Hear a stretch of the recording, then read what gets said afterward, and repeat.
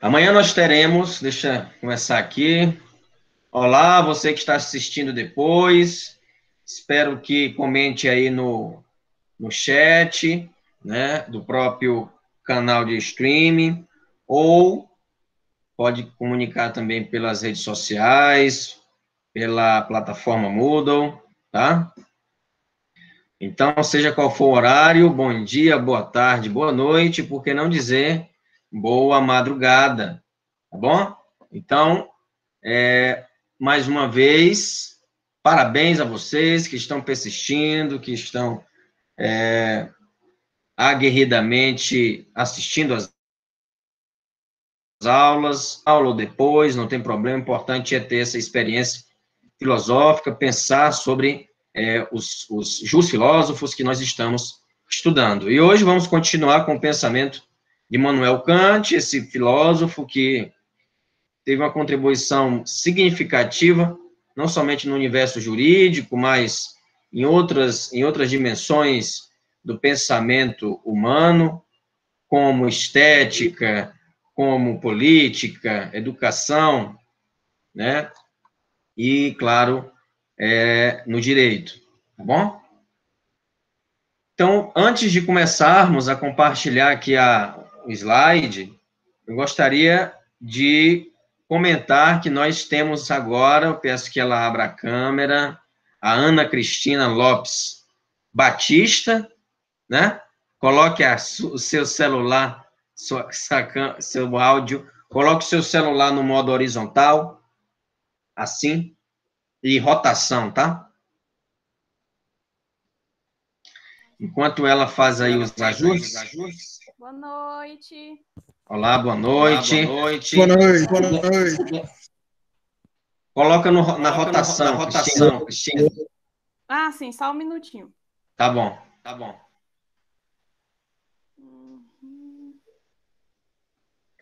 E ela é nossa monitora.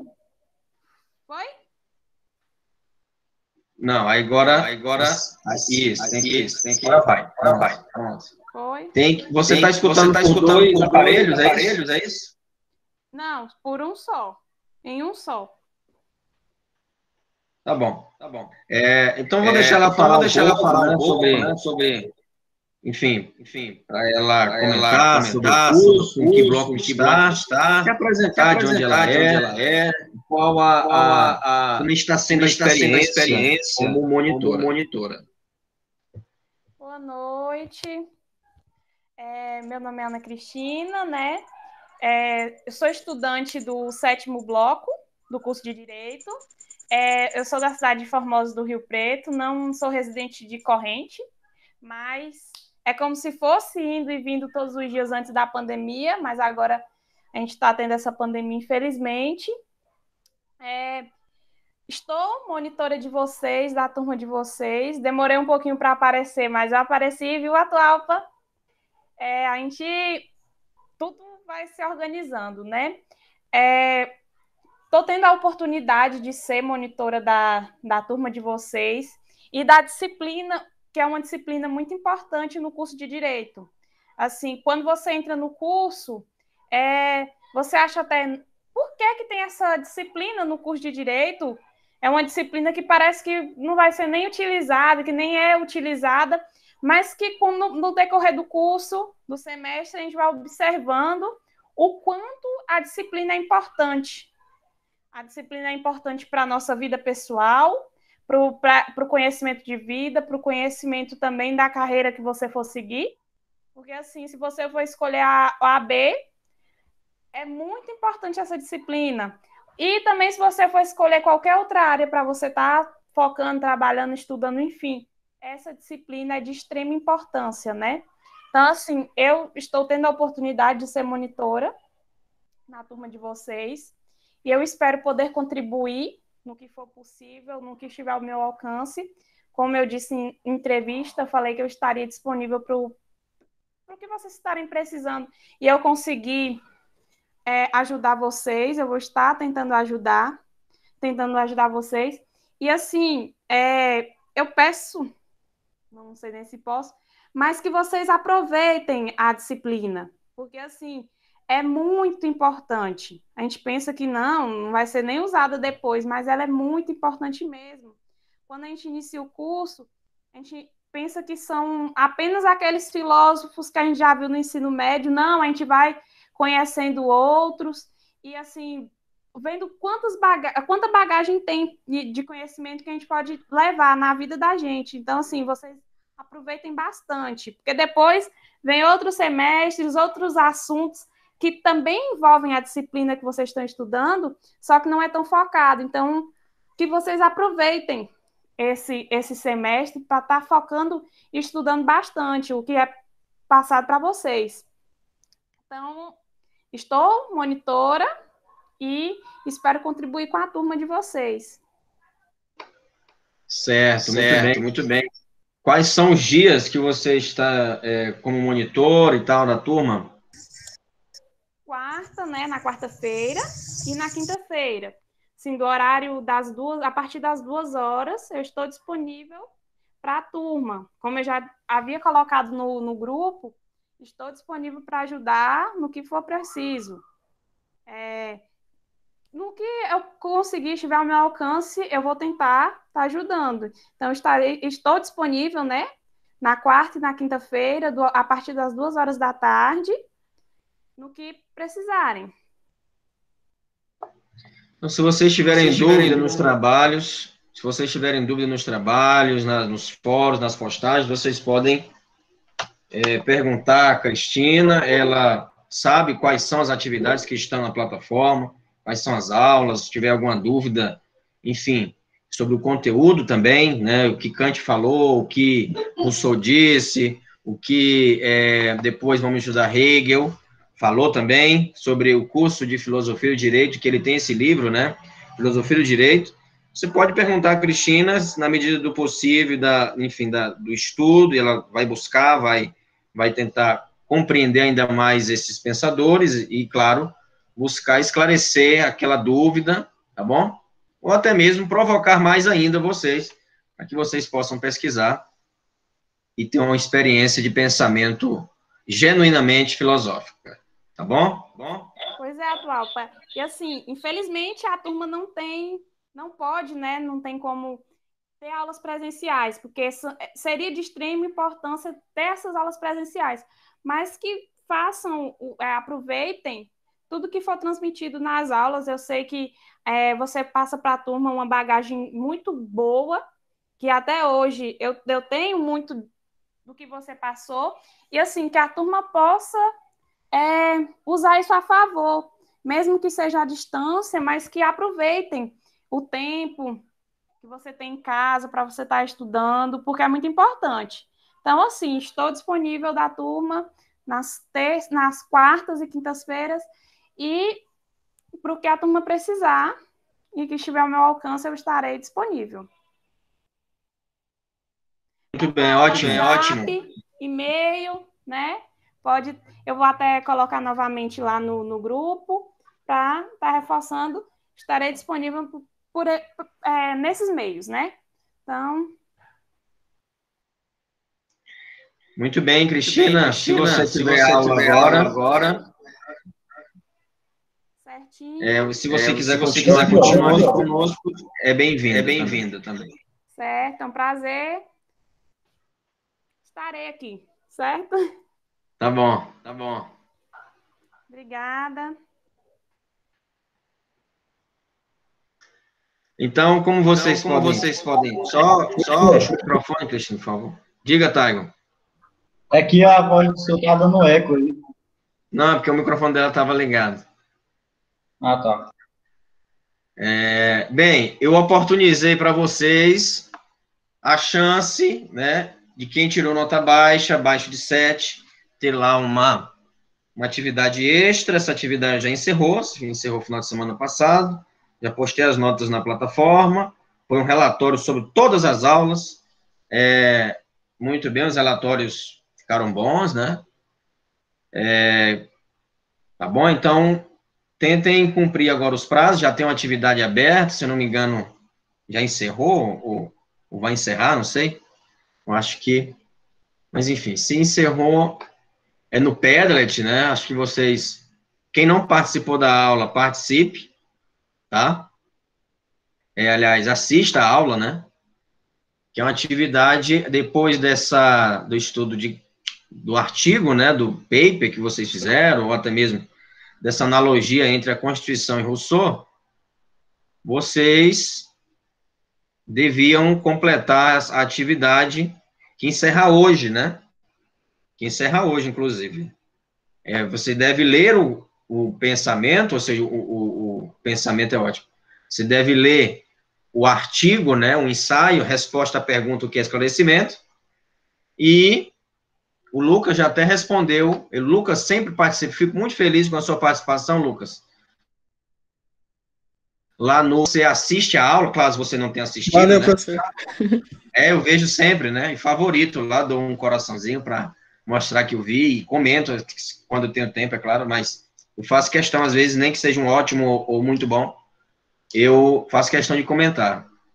Porque se você não assistiu, você pode comentar no chat do YouTube, não tem problema. Também é uma forma de interação. Você pode comentar ali no chat do YouTube, muito boa aula, excelente e tal, e conta também como participação, né, como uma nota qualitativa, né, qualitativa. E aí, vamos ver quem contribuiu aqui. Olha, já tem muitas contribuições. Muito bem, vocês são ótimos, tá aqui, ó. E aí, tem alguns que não assinaram. Eu não vou saber se você não assinou, né? Se você não colocou o seu nome. Na descrição aqui eu coloco, né? Exponha, e claro, coloque o seu nome, né? Tem que colocar o nome.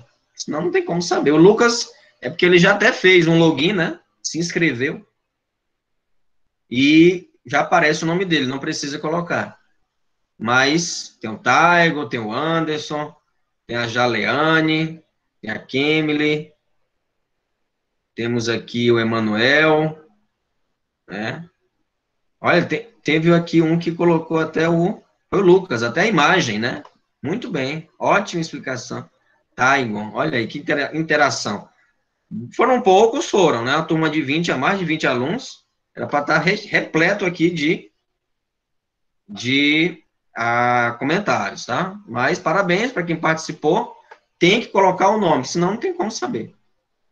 Uma atividade simples, uma atividade tranquila, que você vai ler o texto de Kant, resposta à pergunta que é esclarecimento, é um texto de 7 páginas, traduzido por Rouanet, né? Rouanet, quem entende da cultura, quem já ouviu falar da lei Rouanet, é a lei dos artistas, é a lei que garante a cultura e o incentivo à arte, ao cinema, ao teatro, à música, aqui no Brasil. Lei Rouanet, foi um grande diplomata, ainda é vivo ele. Vamos estudar essa lei também, que mudou, né, virou uma normativa, tem toda uma questão envolvida na lei Rouanet, tá? Professor, Diga. O que é uma normativa?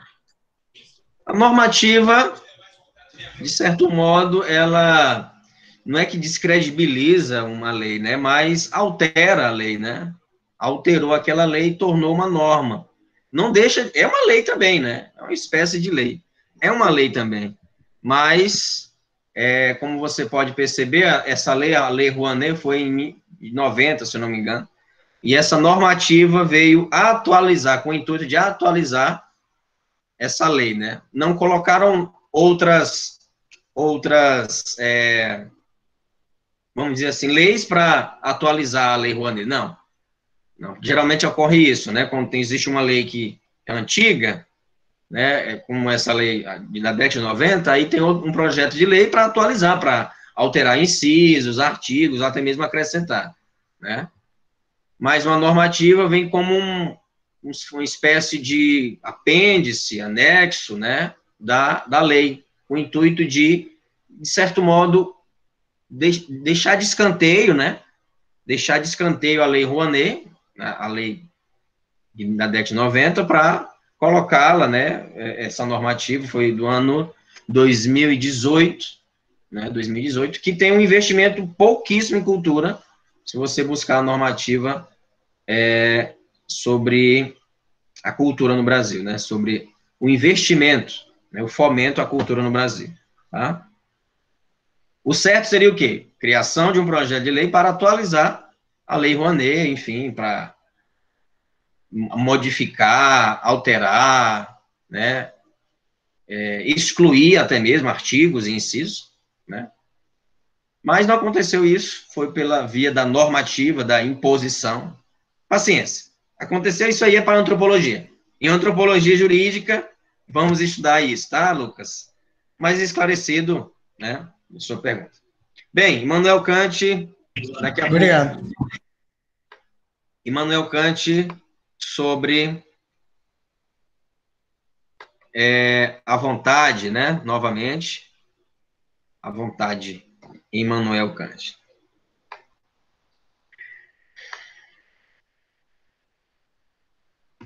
Eu estou lendo um livro que depois eu tenho um trabalho que vocês irão fazer também. Um clássico, né? Um clássico, eu estou lendo pela segunda vez, muito bom, que vai levantar um debate excelente. Eu não vou pôr uma atividade, assim, mas um debate, né? Acho que é importante a fala. E aí eu quero que vocês leiam esse livro, né? O livro... já adianto, para quem quiser adiantar, o caso dos exploradores da caverna, do Fuller, né? Fuller, que é um livro clássico, né? No estudo da filosofia do direito. Eu não vou adiantar, antecipar a história, porque senão fica sem graça. Vocês podem buscar na internet. Eu vou disponibilizar na plataforma também. Busquem na internet para adiantar a leitura. Quiser acompanhar por áudio, não é um tratado, não é nada disso, é apenas um caso. Né? É um caso que aconteceu numa cidade fictícia, é uma criação, mas que pode ser... E até já foi produção de filmes, né? Esse livro, inspirado, né? Os filmes se inspiraram nele e tal. Mas, vamos lá. Não chega a radicalidade do livro, né? Os filmes. Mas tem ali a sua verossemelhança, né? A sua similitude, tá? Bem, continuando. Immanuel Kant...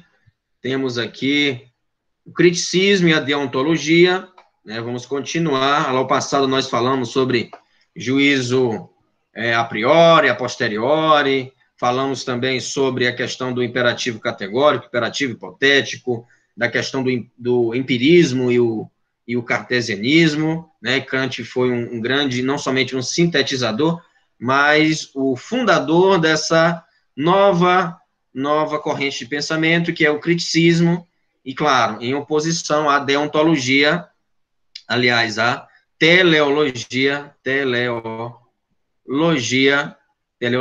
que quem defende é Aristóteles. Ou seja, teleologia é o estudo dos fins. Aristóteles sempre visa a finalidade, qual é a felicidade, por mais que seja o bem comum, mas sempre com um olhar na felicidade. Tivemos aí um debate, questionamentos, contribuições de vocês acerca das atitudes humanas, né? Ou seja, se determinado indivíduo fizer algo pensando no que ele vai ganhar, no que ele vai receber, né? Seja nessa dimensão terrena, numa dimensão celestial, ele está, na moral kantiana, não está agindo moralmente. E aí são juízos e até mesmo atitudes hipotéticas, né? São imperativos hipotéticos. Imperativo categórico é aquele que é ação pela ação, né? Ação pela ação, tá? Ou seja, o dever pelo dever, tá? Hoje também vamos estudar que é a relação entre direito e moral. Bem, criticismo e deontologia, essas três linhas aqui, ó, até mesmo eixos, né, a boa vontade, o dever e o imperativo categórico que constitui a moral kantiana. O que torna uma ação moralmente boa? O que torna uma ação meramente boa? Para Kant, o conhecimento é possível a partir de condições materiais vindas das experiências e formais, pertencentes à estrutura do sujeito. Nós já vimos lá as conjecturas, né, o pensamento, aqui é o do raciocínio, a priori, né, a ideia vem antes da experiência.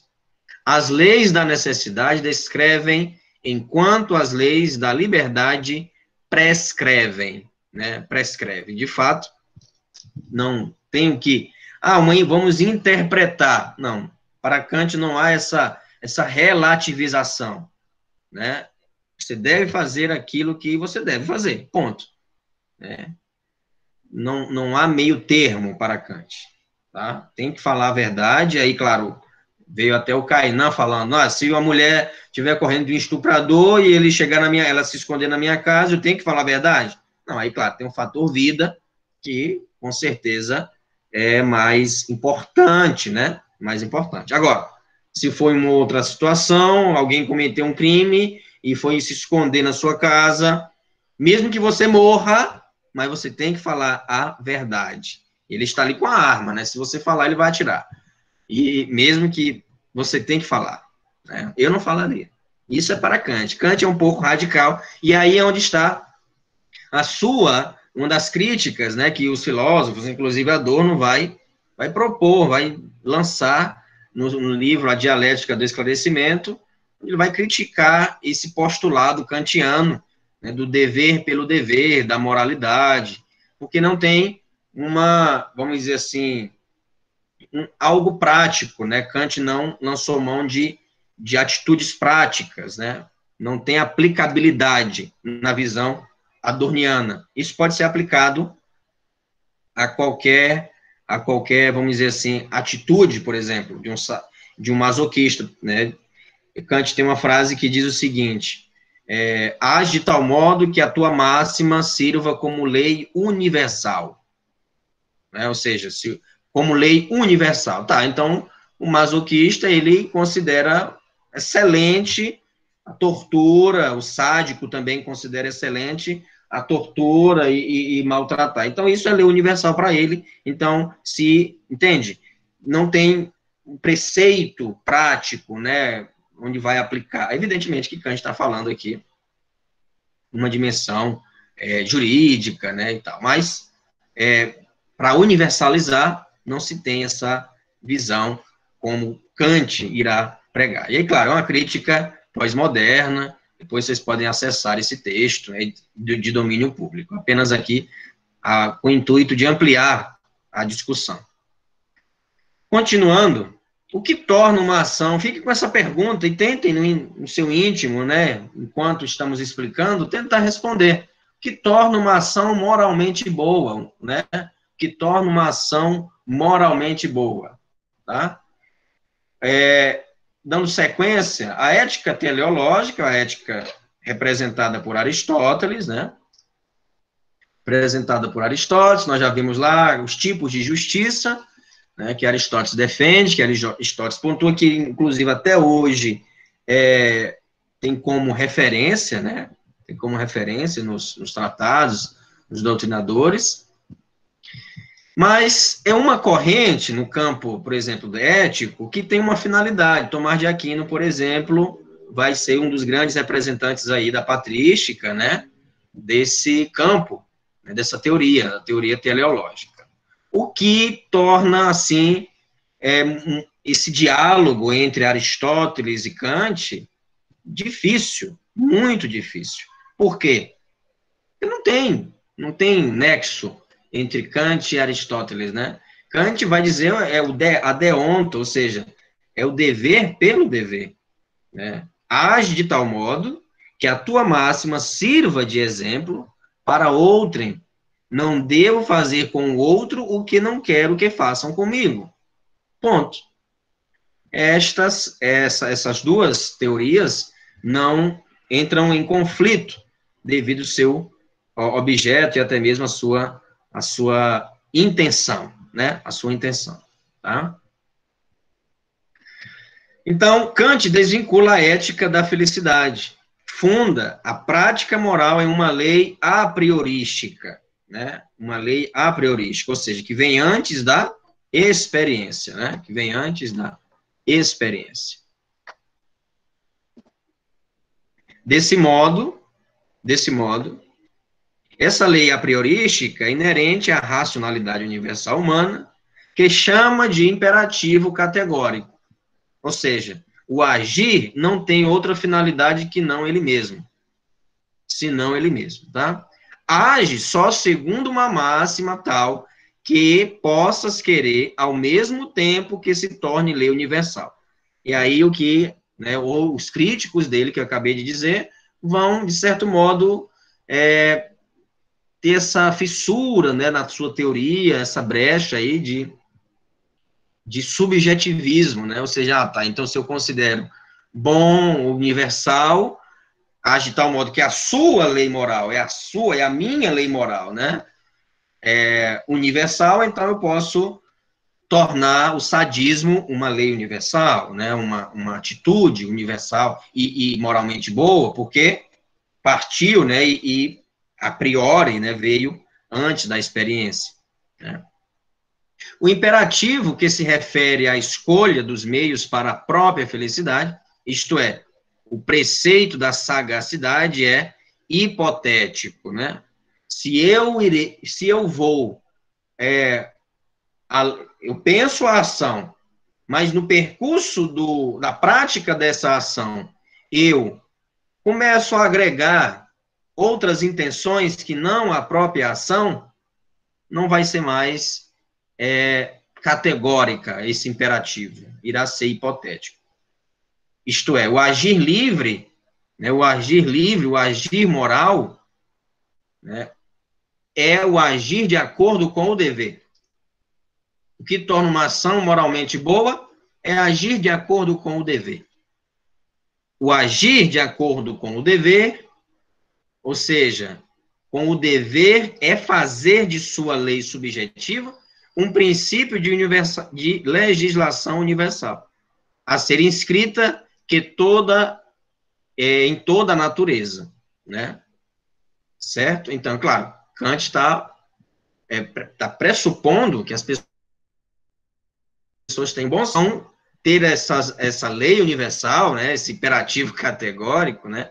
Que primeiro nasce da razão, né? E depois é lançado na prática, que as pessoas têm o bom senso e não vão, evidentemente, tornar essa lei universal, pensada e depois colocada em prática para todos, como algo, né, extremo, né? Um exemplo disso, eu quero exterminar todos os judeus, isso é uma ideia. É uma ideia, a priori, que eu posso colocar em prática. Eu posso tornar universal isso. E você viu o que deu na história da humanidade, né? Não teve bom senso para interpretar. Claro, evidentemente, não estou dizendo que o nazismo teve inspiração kantiana, pelo amor de Deus. Não é isso. Mas é só exemplificando, tá? Exemplificando. Tá? Então, o que torna uma ação moralmente boa é agir o dever, né? Agir de acordo com o dever. A lei pragmática e lei moral. A felicidade não é fundamento da moral. Você não pode agir buscando a felicidade, né? Você não pode... É muito difícil isso, né? De fato. É muito... não, mas eu não vou agir, não vai ter nenhuma benesse, não vai ter nenhum... eu vou fazer, mas não vai ter reconhecimento. Se você almejar reconhecimento, você não está sendo moralmente... Essa ação não foi moralmente boa para Kant, né? Para Kant. Ela teve um interesse por trás. Elogio. Por mais que você não externalize. Rapaz, a pessoa nem agradeceu. Não, você pode simplesmente só pensar. Né? Só pensar. E o simples fato de você pensar em reconhecimento, em gratidão, né, em uma retribuição, uma recompensa, já não foi moralmente bom. Né? Não foi. Então, designam por lei pragmática, a lei prática, que tem por objetivo, que tem por motivo a felicidade. A felicidade. E por moral, e aí temos a diferença entre lei pragmática e lei moral. A lei pragmática tem por objetivo, por motivo, a felicidade. Já a lei moral Se existe alguma, a lei que não tem outro móvel, ou seja, outro motivo, outra intenção que não seja indicar-nos como podemos tornar-nos dignos da felicidade. As pessoas querem ser felizes. Quero ser feliz, sim, mas você é digno da felicidade? É um direito, inclusive, constitucional, né? Direito à felicidade. Está na Constituição. O dever da própria pessoa ser dever. É dever da própria pessoa ser o próprio dever, né? Ou seja, ela irá executar determinada ação por simples fato de executar. Eu não quero elogio, não quero... Se vier, tudo bem, mas eu não fiz por causa disso, tá? Eu não fiz por causa disso. E um dos pensamentos, e aí sim eu concordo com Kant, e inclusive ele inspirou, novamente, documentos das Nações Unidas, e até hoje inspira, né, quando você estuda, por exemplo, direitos humanos, você vai estudar Immanuel Kant, novamente, porque é um pensador que vai percorrer o curso de Direito, por isso que nós temos 3 partes, né, para nos debruçar de fato sobre esse pensamento, tá? O homem figura como ser racional, fim em si mesmo, e é o que sustenta até hoje a dignidade aos direitos humanos. Qual o fundamento dos direitos humanos?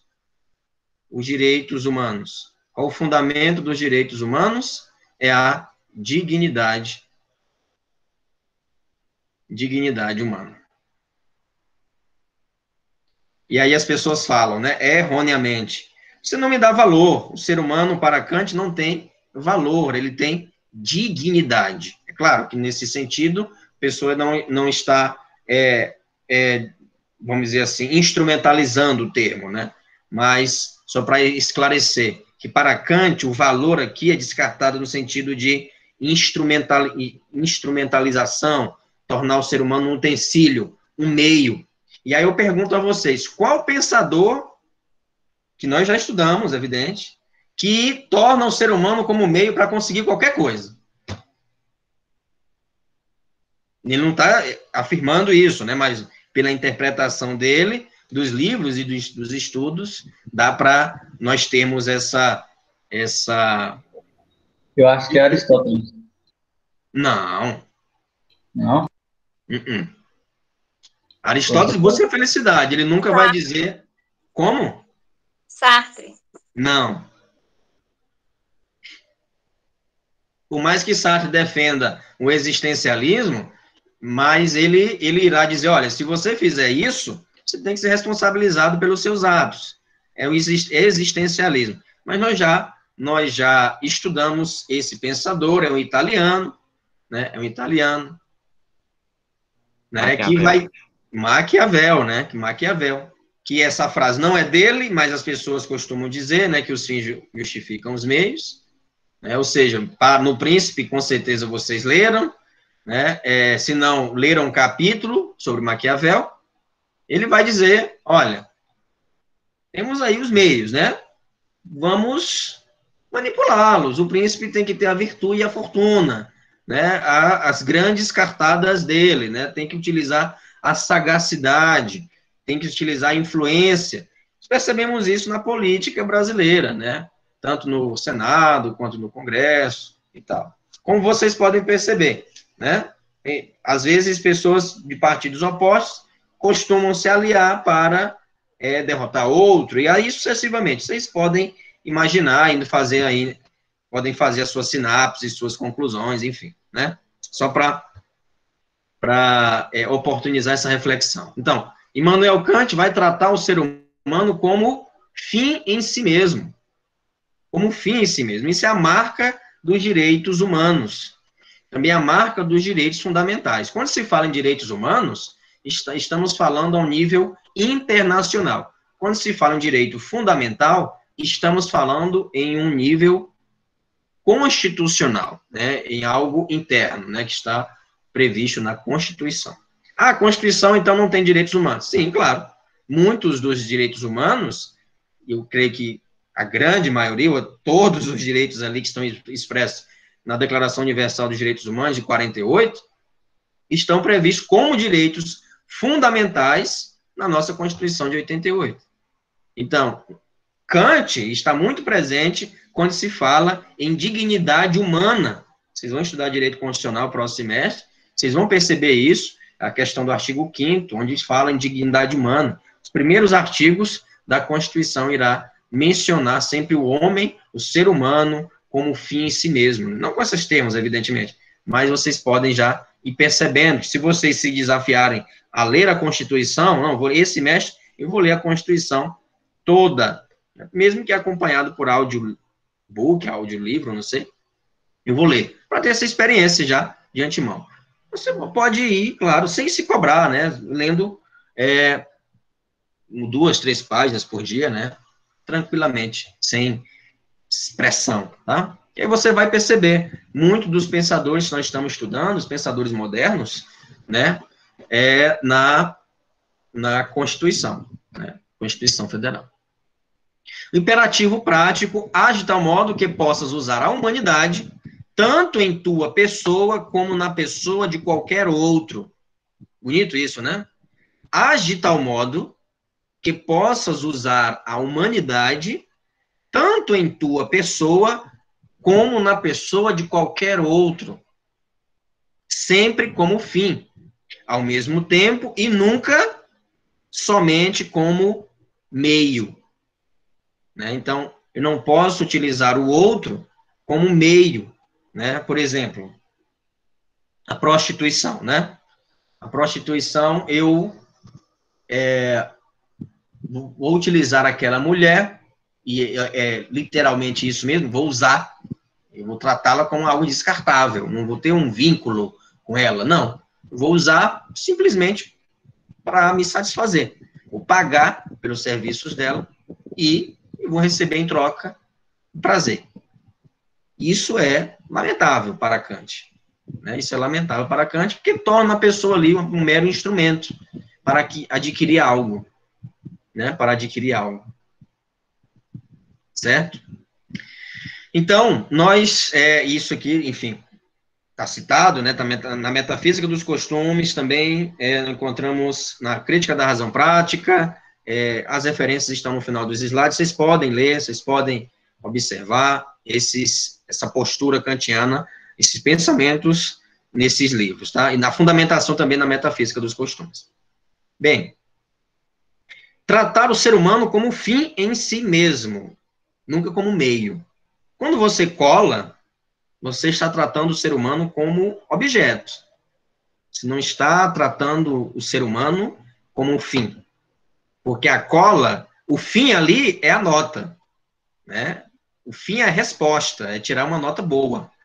Então, você está tratando o colega, quando você pega o trabalho, e o colega trata, às vezes, de boa vontade, ou sendo, vamos dizer assim, não te ajudando, porque quem oferece isso não está te ajudando, está se colocando numa posição de mero instrumento,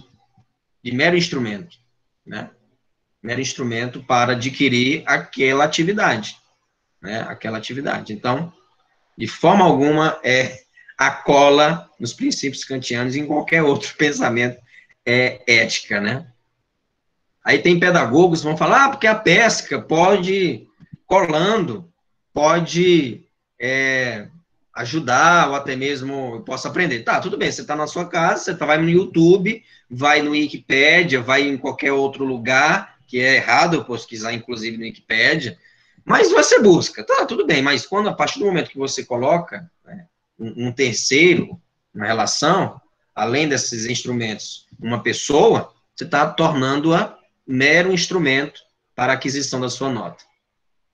Vontade livre. O que é a vontade livre? Lembra lá a questão da liberdade, da boa vontade, né, da razão e, claro, do imperativo categórico, né? Vontade livre. O que é essa vontade livre, né?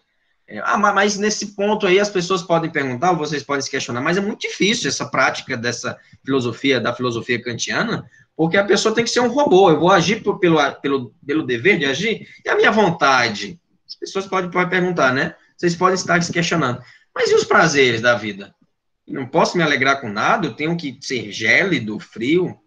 Não. Olha o que Kant vai dizer. vontade livre e vontade submetida às leis morais são a mesma coisa. Ou seja, o mundo moral é o mundo conforme as leis da moralidade. É a vontade que governa na prática, que é governada e que governa na prática por leis a priori o homem, né? Ou seja, quando eu falo de moral, ou até mesmo felicidade, não tem felicidade em Kant? Tem. Qual a felicidade? Agir pelo dever de agir, né? Então, não é algo externo ao homem, mas sim interno. Por isso que ele vai falar tanto da autonomia moral, né? Da autonomia moral, né? Todas as máximas têm, primeiro, e aí, para construir máximas, né? Deve ter o quê? Um princípio de universalidade, uma matéria que o ser racional deve servir. Diga, quem quer falar? Lois, Diga. eu queria que você repetisse essa frase que você falou com relação a Kant, se não me engano, né? Agir pelo dever de agir, é isso? Isso, a felicidade para Kant é o agir pelo simples fato de agir, né? É o dever pelo dever. O que torna uma ação moralmente boa para Kant é agir em conformidade com o dever. Ponto. Agir em conformidade com o dever. Tá. Isso. Somente isso não seria algo que amarrasse você, que você fizesse somente aquilo que você é permitido fazer, é isso? Aí uma das críticas, né, que lançam o pensamento kantiano é justamente esse, que ele é rotulado de moralista, né, torna o ser humano um robozinho ali para fazer, mas não é bem, claro, uma perspectiva crítica, né, do pensamento kantiano, mas para Kant, quando você é livre na medida que, vamos dizer assim, você pratica aquela determinada atitude, que é correta, né? Não tem outro caminho a seguir. Você pode até pensar em outro caminho, mas não, eu vou ser reto, né? Eu vou seguir a voz da razão, né? Kant é um dos inspiradores do iluminismo. Então, eu vou seguir a voz da razão. Então a vontade é esquecida para Kant. Então, não vou ter liberdade, então. Não, você tem liberdade. Qual a liberdade para Kant? A liberdade é agir em conformidade com o dever. Isso é liberdade. Liberdade não é fazer o que quiser.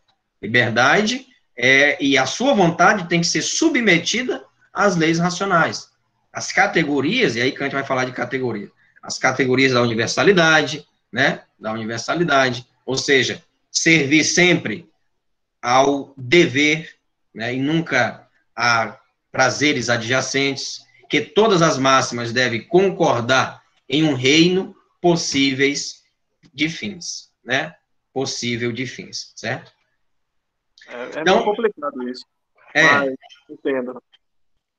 Se é o que se a gente está estudando ele, então vamos para frente. Não, isso mesmo, ele recebe muitas críticas, né? Recebe muitas críticas por essa firmeza no agir, né? No agir, vamos dizer assim, bem positivado, né? Um agir não externo, entenda. Não é heteronômico aqui. Não é heteronômico, ou seja, não são leis externas. Não. Aqui nós estamos falando em autonomia. Hétero diferente de vocês, tá? Fora, né? Heteronomia, né? Uma lei que está fora e é imposta a você. Não. Aqui realmente é uma autonomia, é um desenvolvimento de sua autonomia. A vontade é uma espécie de causalidade dos seres vivos, enquanto racionais, e liberdade seria a propriedade desta causalidade, pela qual pode ser eficiente, independente de causas estranhas, que a determinem. Então, não são causas estranhas a mim que vão determinar minha liberdade. Eu digo o que é ser, vamos dizer assim, claro, dizendo o que é ser livre, mas essa liberdade tem que partir do princípio que esta ação que eu irei fazer deve tornar-se universal para toda a humanidade, né? Tem que tornar-se universal para toda a humanidade. Lembrando do bom senso, não vale cogitar ou pensar em coisas absurdas, né? Em coisas absurdas, que vão contra a vida, vão contra a própria liberdade, vão contra enfim, a solidariedade, a fraternidade, Eu não posso pensar ideias extremas, né? Nesse sentido, tá? E um dos grandes questionamentos, eu tenho até uma tese aqui, que ainda vou parar para ler, impressa, né? Ainda foi no tempo da faculdade, não li algumas partes, mas muito interessante o título dela, eu posso compartilhar com você, que é a felicidade em Kant. Oh, como assim? Kant é contra Aristóteles, está dizendo, sim, mas existe felicidade em Kant. A felicidade em Kant é quando a moral, a razão, estão em comum acordo, estão em sintonia, não ficam degladiando, né? Estão em sintonia. Isso é felicidade. Felicidade é você poder ali agir em conformidade com o dever. Ponto. Né? Isso é felicidade para Kant. Felicidade para Kant é você tratar o outro como o outro tu, né? Como o outro eu. Você tratar o semelhante como fim em si mesmo. Né? Você agir, nunca fazer algo a alguém que você não queira, né? Que façam com você. Né? A moralidade é, pois, a relação das ações com a autonomia. Autonomia de quê? Da vontade. Isto é, com a possível legislação universal por meio das máximas da mesma. Né? Ou seja, a vontade não pode degladiar com a razão. Quero estudar, mas eu não vou. Eu vou assistir Netflix. E aí eu sempre costumo dizer, e isso é um pensamento, Kant não disse isso, mas pelos seus escritos, vocês vão perceber que podemos interpretar dessa forma. Por exemplo, a disciplina, eu sempre costumo dizer, a disciplina é ser contrário ao seu eu, a pequenos prazeres, né, essas fugacidades. Quando você está em sintonia, você não é um fardo para você. Você tem que estudar, você vai considerar aquilo ali realmente como o diálogo entre vontade e razão. Né? Você não vai degladiar. Muitas vezes você vai para a mesa ali arrastado, né? Mas não, se você tiver esse pensamento, essa sintonia entre o querer fazer, o dever fazer e o poder fazer, você está tudo certo, né? Não pode haver esse conflito constante entre a vontade e razão, né? E nós temos aqui o direito e moral, como nós falamos no slide anterior, temos a vontade autônoma, ou também uma lei autônoma, né? E uma vontade heterônoma, uma lei heterônoma, tá? A vontade autônoma, que cumpre o dever pelo dever, é uma boa vontade. Uma vontade autônoma é uma vontade puramente racional, que faz uma lei universal, que diz a si mesma, eu quero o que a lei moral exige. Ao agir por dever, obedeço à voz da minha razão, e nada mais. Eu vou obedecer à voz da minha razão. Não colar. Estou obedecendo à voz da minha razão. Não é porque o professor está olhando, não é porque ele vai saber, ou, enfim, a câmera ali na sala de aula. Não. Eu vou ouvir a voz da minha razão. Lembra que Kant é um pensador que inspirou o movimento iluminista. É um dos iluministas ali. Né?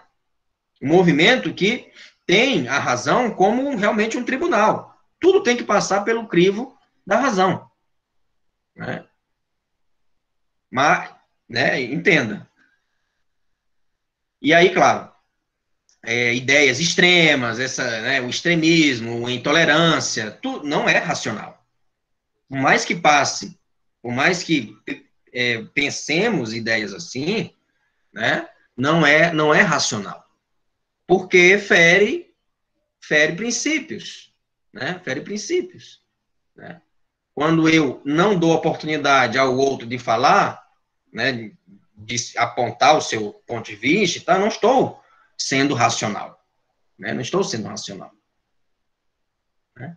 Então, a vontade heterônoma, a lei heterônoma, a vontade que não cumpre o dever pelo dever, ou seja, não é uma boa vontade. Isto é, o cumprimento do dever não é motivo suficiente para agir tendo de se invocar razões externas, como receio das consequências. Eu não vou matar, estou com a vontade de matar o Clóvis. Não vou matar porque eu irei preso. Então, eu não agi com autonomia. Eu agi motivado pelas consequências do meu ato, né? Que possivelmente iriam ter. Entende? A não ser se eu sumisse durante 20 anos e o crime prescrevesse. Né? Mas, temos aqui, né? A razão, a vontade heterônoma é aquela que eu me deixo influenciar por razões externas. E não simplesmente pela própria razão, pelo meu eu, né, pensante. Entende-se eu pensante não como subjetivismo, não como relativismo, né? Como ideias isoladas, não. A razão aqui, o eu pensante, num prisma universal, tá? A vontade submete-se à autoridade que não a razão, a autoridades que não seja a própria razão. Então, por isso que não é autônoma, é heterônoma, é estranha a mim, né? Eu não vou jogar lixo aqui porque tem aquela moça e vai pensar que eu sou, enfim, eu sou um mal educado, né? E eu quero causar uma boa impressão. Então, é pelas consequências dos meus atos, e não pelo simples fato, né, de ouvir a voz da razão, né? Entenderam? Então, essa é a diferença entre lei autônoma, a vontade autônoma, e por que que eu estou sempre dando sinônimo, né? Falo vontade e a lei. Porque em Kant é essa fina sintonia para a boa ação moral existir, né? O imperativo categórico existir. Tem que haver essa sintonia entre a lei da razão e a vontade, né? E a vontade. Bom?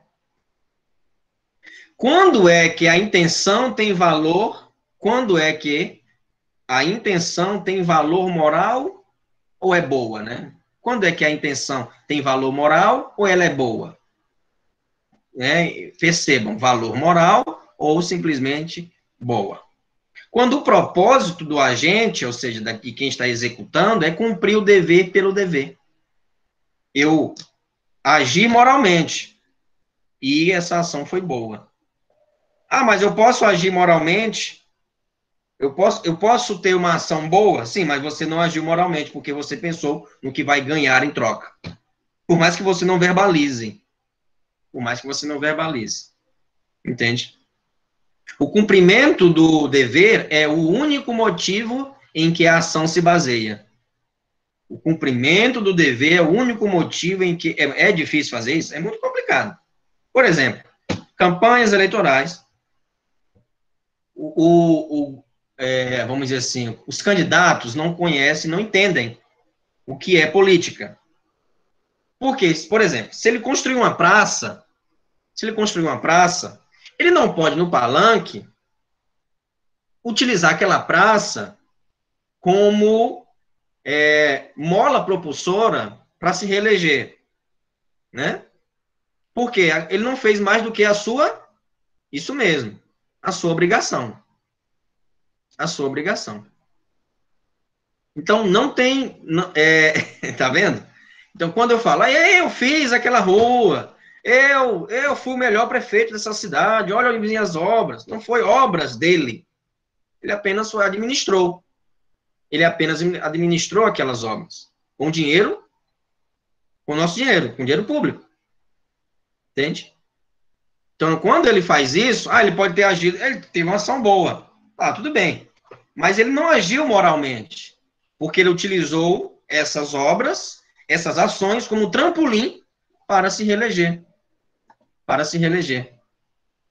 Estão compreendendo? É muito difícil fazer isso, professor. É muito difícil. Realmente. Bauman fala sobre relações líquidas. De fato, é isso mesmo. Maquiavel é o contrário. Tudo bem, minha internet está... Perfeitamente, né? Diga. Nessa questão de cumprir o dever pelo dever, mesmo que eu me exponha ao risco de morte, né? E eu devo cumprir o dever pelo dever? Sim. Sim. E é muito interessante você falar isso, porque na Segunda Guerra Mundial, muitas pessoas fizeram isso. Muitos soldados, né? Ótimo, vamos lá. Se durante a construção, né?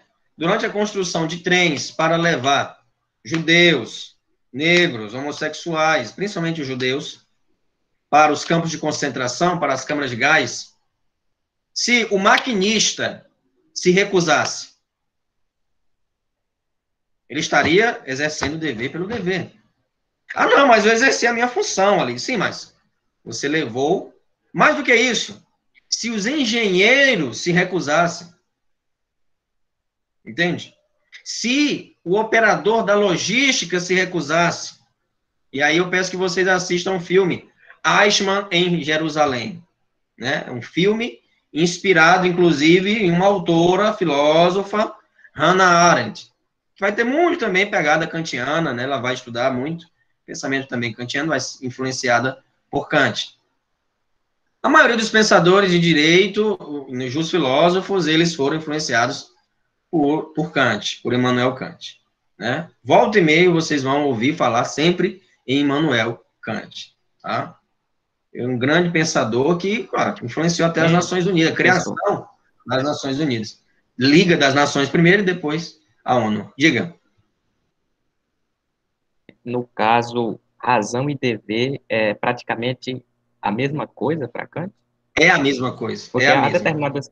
Tem que ser, né? Ah, sim. Porque, racionalmente falando, tem certas situações em que, se você pensar de maneira racional, né, não há racionalidade em fazer tal ato. Como, por exemplo? Por exemplo, em uma situação em que você se expõe ao risco de morte, né? De maneira racional, no sentido de preservar a minha vida, eu não deveria me expor aqui. Mas você está sendo egoísta. Pois é, mas racionalmente falando, isso não era o para ser discernido? Não. O discernimento é, você deve agir em detrimento do dever. Por exemplo, não roubar porque esse ato é errado.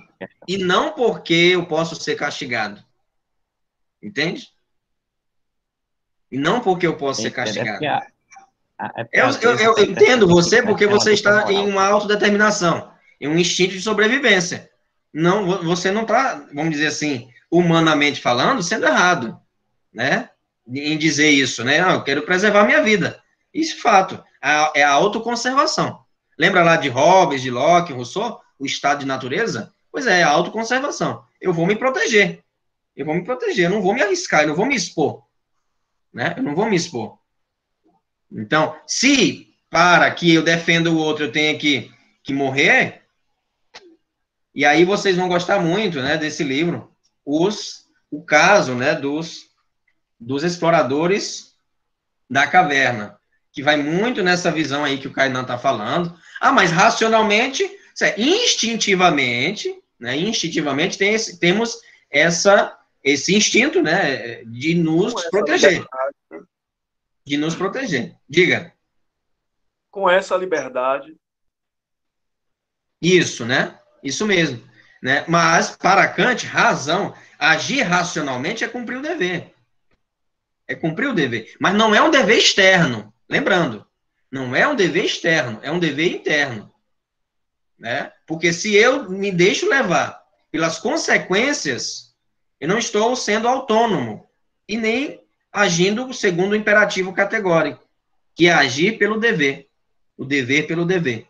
Eu estou me deixando, como aqui no exemplo, não roubar porque é errado. Né? Não é porque eu vou ser preso. Não é porque eu vou ser castigado.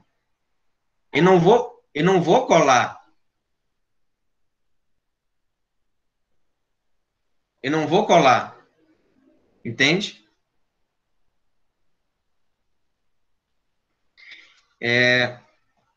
Continuando. A lei moral é um imperativo categórico. A lei moral é um imperativo categórico. Só um segundo, pessoal. Carol? Ouvi um grito. Desculpa, pessoal. A lei moral é um imperativo categórico. O que a lei moral ordena, Ou seja, o que a lei moral ordena? E aí, quando eu falo lei moral, tem que passar pelo crivo da razão. E passar pelo crivo da razão não significa dizer que eu irei, vamos dizer assim, lapidar essa lei moral segundo o que eu acho. Não. Veja que nós falamos de princípios universais. Né? Não é segundo um subjetivismo. Não. É a lei, a razão aqui que Kant está falando, não é de cada indivíduo. Não, é algo universal. Universal. Quando, nos campos de concentração, eu sou maquinista, eu posso decidir ali parar o vagão, por mais que tenha soldados ali, e parar, eu não vou.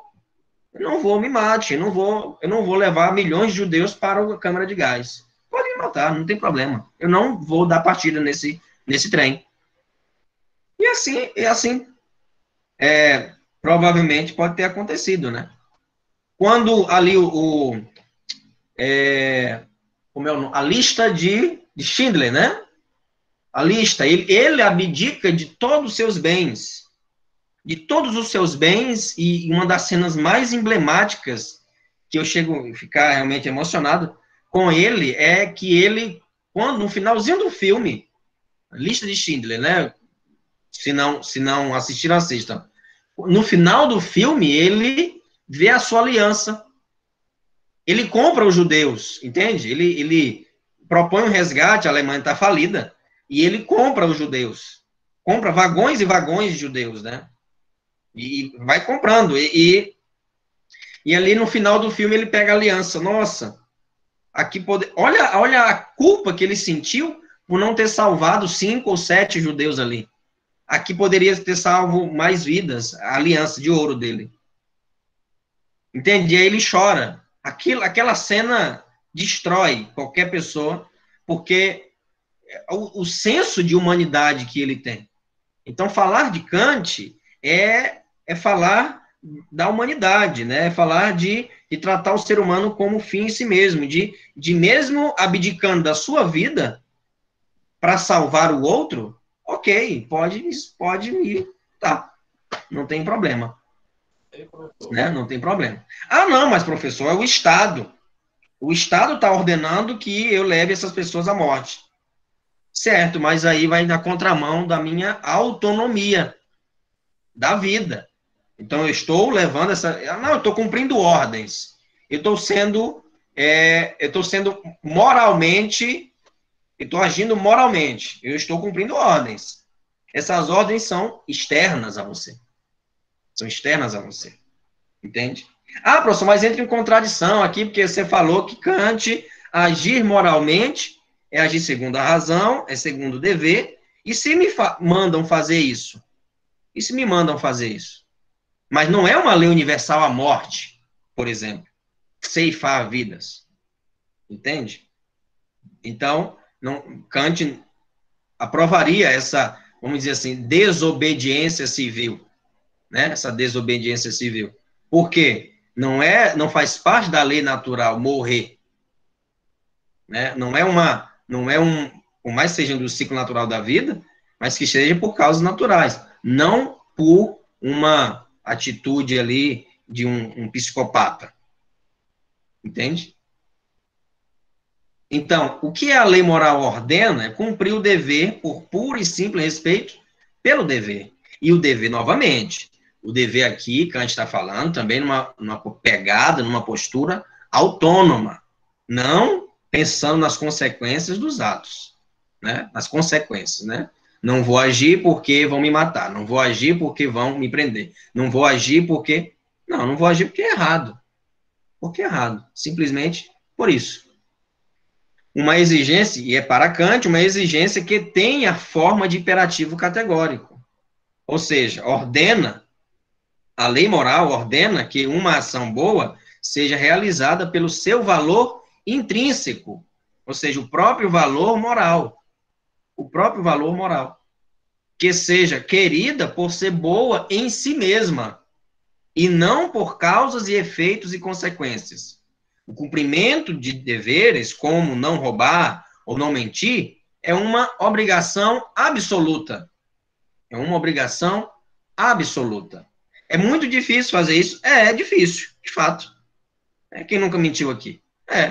É apenas uma postura, é apenas uma teoria, tá? Evidentemente, que como eu falei, numa postura kantiana, não tem, vamos dizer assim, ele não deu tantos exemplos práticos assim, né? Nós lemos, interpretamos e colocamos aqui enfim, na realidade, no dia a dia, né? Então, o que torna uma ação moralmente boa? Cumprir o dever pelo dever, sem esperar nada em troca. Isso, sim, é uma ação moralmente boa, e isso é boa vontade. Tem que ser determinada apenas pela razão, para ser moralmente boa, desinteressada, imparcial, incondicionada, em conformidade ao dever. E o dever? O que é o dever? Tem que respeitar a lei moral. Tem que respeitar a lei moral. E o que é a lei moral? Agir segundo uma máxima, tal que possas querer, ao mesmo tempo que se torne lei universal. Mas, espera aí, eu não estou agindo imoralmente se eu não levar esses judeus para a morte? Se eu não levar esses judeus para a morte? Sim, mas você quer que a morte seja algo universalmente aceito? Não, então eu não vou cumprir. A ordem qual é? O mandamento racional que nos apresenta uma ação como objetivamente necessária por si mesma. Por si mesma. Então, o ser humano tem que ser assumido como um fim em si mesmo, nunca como meio. Então, no momento ali que eu estou levando os judeus, estou encarando aqueles judeus como gado, estou levando para o abate. Não estou tratando como judeu, como ser humano, independentemente de nacionalidade. Não estou tratando como de etnia, não estou tratando como ser humano. Estou tratando como um animal, como alguém levado ao abate. Entende? Então, o imperativo categórico implica que se cumpra o dever tendo em conta apenas o dever, né? E a sua autonomia. Você tem que, por isso que eu cobro tanto, né? O pensamento por si só. Tem que pensar por si só. As atividades que eu proponho aqui é de reflexão, é de pensamento. E aí temos aí o texto de Kant que ele vai nessa direção. Né? Qual direção?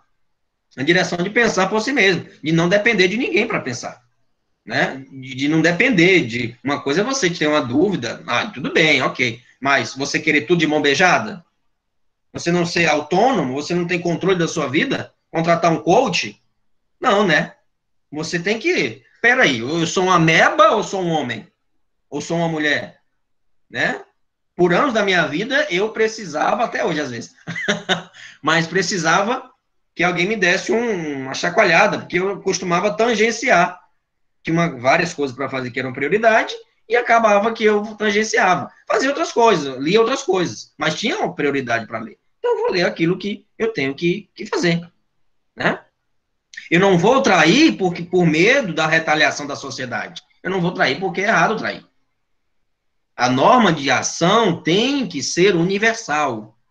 Universal. Então, eu vou agir. Você pode pensar, essa ação a ação que eu irei exercer é universalmente aplicável, né? Irá, vamos dizer assim, não trazer benefícios, mas irá cumprir, né, a lei moral, o homem como fim em si mesmo, irá trazer prejuízo à sociedade? Não, então, ok.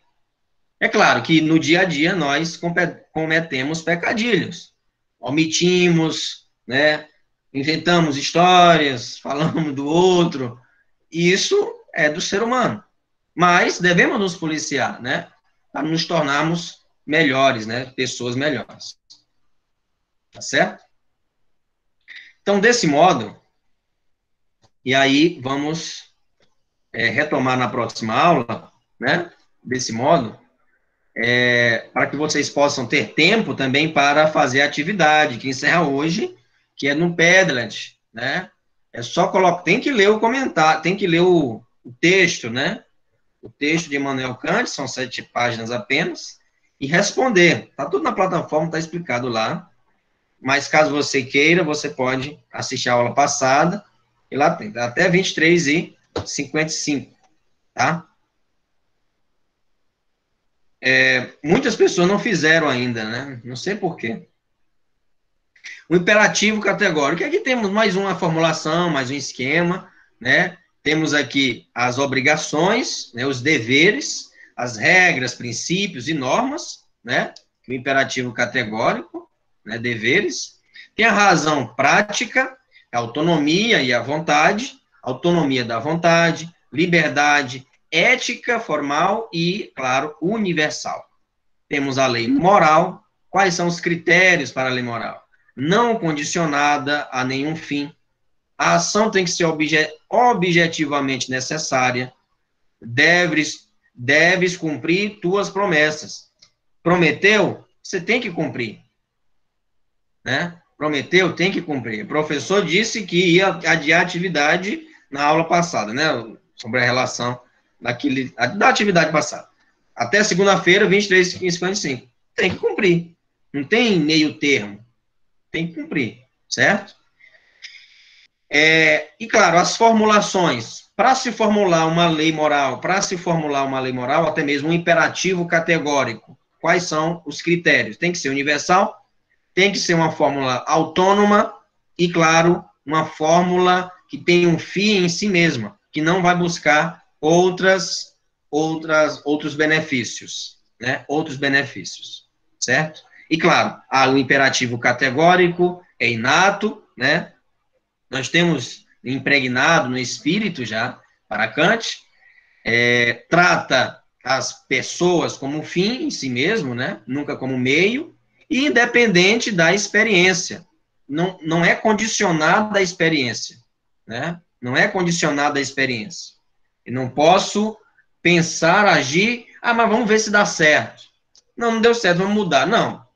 Você tem que, o imperativo categórico não pode ser condicionado por manchas, né? Não pode estar chagado de subjetivismos, de consequências de fatores externos, que com certeza maculam a lei moral. A lei moral é per si, é por si, tá? Então, vamos... Pois não, pode falar. Mestre, só para constar, eu sou um dos que ainda não fiz essa atividade que você acabou de falar, e acabei de verificar aqui, na plataforma, no aplicativo Moodle, né? Ela não aparece como atividade com prazo findando hoje. Aparece, é porque ela não tem... Esse aplicativo é externo, né? Esse aplicativo é externo e ela não tem... É outro aplicativo, né? Mas está lá na plataforma. Você vai olhar lá, que é do dia 24, né? Que foi a aula passada, a última aula que tivemos, e encerra hoje, tá? Evidentemente que... Oi, diga. Eu vi lá que a atividade está na sua aba lá de aula e tal. Mas tem uma opção da plataforma e também, acho que também no visual do navegador, né? Que ele coloca o calendário das atividades. E essa atividade especificamente não consta, pelo menos acessando aqui pelo aplicativo. Então, realmente eu não vi que tinha atividade para entregar hoje. Não, mas se você... mas veja bem. Entendo. Mas se você olha a capa você abriu a disciplina. Você viu, tem uma atividade aqui, tem resenha. Atividade aqui, ó. Atividade colaborativa, né? Tá aqui, ó. Atividade colaborativa, né? Valendo 3 pontos. E aí tem todas as instruções aqui abaixo, né? Tem todas as instruções aqui abaixo, tá? E, claro, evidentemente, se você assistiu a aula passada, tenho explicando, comecei a aula falando desse aplicativo. Mas não tem problema, eu sou uma pessoa que entendo, né? Você está ligado aí de mudança e tal, né? Mas vou flexibilizar mais uma vez. Eu costumo ser, às vezes, não costumo fazer isso, mas tudo bem, não tem problema. Estamos vivendo um momento atípico, mas tem lá. Não tem no calendário porque é uma atividade que é de outro aplicativo, né? Por isso que é importante sempre assistir a aula anterior. Já estou alterando, eu vou postergar até amanhã, né? Até amanhã, às 23h55, tá? Até amanhã, dia 29, tá bom? E aí, dia 29, não, mas se não tem na plataforma, eu posso colocar amanhã ou sexta, que não tem problema. Não, tem problema porque eu vou fechar. É senha, né? Tem uma senha para entrar. Se você tem que clicar, não sei mexer, você pode não somente por Clove, mas pode olhar a aula anterior, que tem explicando, mas é bem intuitivo, é só você seguir as instruções que estão abaixo. Não tem segredo, né? Não tem segredo, tá bom? Eu já alterei. Tá bom, tudo bem. Aí leia o texto, né? Resposta, pergunta, que é esclarecimento, e depois de ler, tem que ler o texto. Faça todos, né? Quem não participou ainda, leia o texto de Immanuel Kant e, em seguida, responda ali um comentário, uma síntese, o que você entendeu, a interpretação. Diga, Marcos.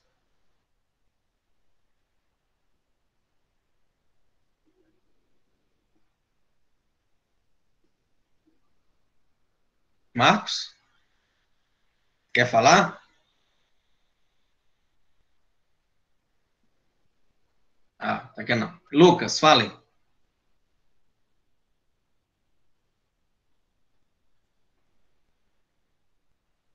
Não quer falar? O que vocês têm? Levanta a mão aqui. Thaís está sorrindo de mim. Quem já respondeu a atividade, quiser comentar, quiser responder mais vezes, responda. Abuse. Diga. É porque eu não estava conseguindo voltar aqui. Tá, diga. Não, era só uma sugestão com relação ao pensamento aí. O filme de Olga Binário Prestes. De Olga, né? O filme Olga, né? Bom. Sensacional. Sim. Muito bom também esse filme. Então, já temos boas indicações, né? Lista de Schindler, Eichmann em Jerusalém, e temos também Olga, né? O filme Olga. Tá? Excelente. Muito bom. Bem, e caso você tenha terminado, quiser uma leitura, né, não é que vai exigir tanta assim, interpretação e tal. Não, mas é uma leitura muito instigante. E você pode passar o final de semana com ela. Né? Você pode passar o final de semana, lembrando que a atividade isso mesmo. Você pode passar o final de semana com esse livro, né? Falando, lendo, né? Um livro curtinho, como você pode perceber. É um livro que tem o quê? 78 páginas, né? Essa edição, talvez você encontre até menor, tá bom? É um livro, O Caso dos Exploradores de Caverna, são espeleólogos, ou seja, pessoas que estudam, né, subterrâneo, tá? As cavidades naturais, cavernas, grutas, enfim, tá bom? E leiam, é importante. Se você tiver interesse, mas vamos ter uma atividade na terceira unidade, mas você já adianta, né? Adianta a leitura e vai pensando, vai refletindo, e a gente vai retomar essa leitura na terceira. Lembrando que estamos concluindo a segunda unidade, temos prova objetiva, apenas uma tentativa. Não vamos, deixa para amanhã, não. Apenas uma tentativa, então só responda quando você tiver, de fato, consciência, né? De fato, consciência da seu estudo, né? Diga. E o tempo? Vai ser quanto tempo? Assim, 1 hora de prova. E o tempo seria por questão, mais ou menos. Quantas questões? 10 questões? São geralmente 8, 10 questões. Se eu volto a colocar 2 questões subjetivas, né? As questões dissertativas, eu geralmente diminuo a quantidade de questões para vocês poderem ter mais tempo e responderem, né? Tá bom? Tá. Uma tentativa, tá? Então, o que vai cair? Tudo que nós vimos na segunda unidade, né? Hobbes, Locke, Rousseau, Immanuel Kant, tá? Montesquieu, esses pensadores todos. Eita, mas é muito. Não. Se você está lendo, acompanhando a leitura aí, final de semana tente atualizar a leitura, porque sempre quando eu posto uma aula, eu posto um capítulo, né? Então, já temos o quê? 2, 3 aulas com Kant, dá para ter dado uma atualizada nos outros também, tá bom? Então, vamos continuar na próxima aula amanhã. Vamos ter um encontro com a professora e eu vou postar a aula, o finalzinho dessa aula e a aula, vamos dizer, terceira parte de Kant, né? Do pensamento kantiano também na plataforma. Então, de tal modo, vocês vão ter um momento assíncrono, para não ficar tão cansativo ao vivo, né? Aqui com vocês e tal. Primeiro momento, eu quero que a participação de todos, 6h30, 6h35, eu divulgo o link lá no grupo, e nós teremos uma entrevista, uma conversa sobre a importância da metodologia científica, o que gera também certificado de 5 horas. Então, estejam apostos aqui, de preferência com as câmeras abertas, né, interagindo com a professora, comigo, com os outros colegas, tá bom? É uma entrevista, é um diálogo, né, nada tão burocrático assim, tá bom? Vai ser um encontro muito prazeroso, e só quem...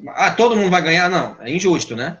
Quem participar vai ganhar também certificado? Não. O importante é a participação ao vivo. Então, esteja ao vivo, que aí vai ser passada uma lista de frequência, ou até mesmo você pode digitar no chat aqui presente, que gera uma lista de frequência, e vamos depois compilá-la. Tá bom? Ok, pessoal, tem uns minutinhos aí para vocês descansarem, levantarem, esticarem o esqueleto, ou até mesmo comerem alguma coisa, lancharem, né? E até mais, então. Até a próxima. Até amanhã, né? Boa noite, Valeu, mestre. Boa noite, até amanhã. Boa noite. Boa.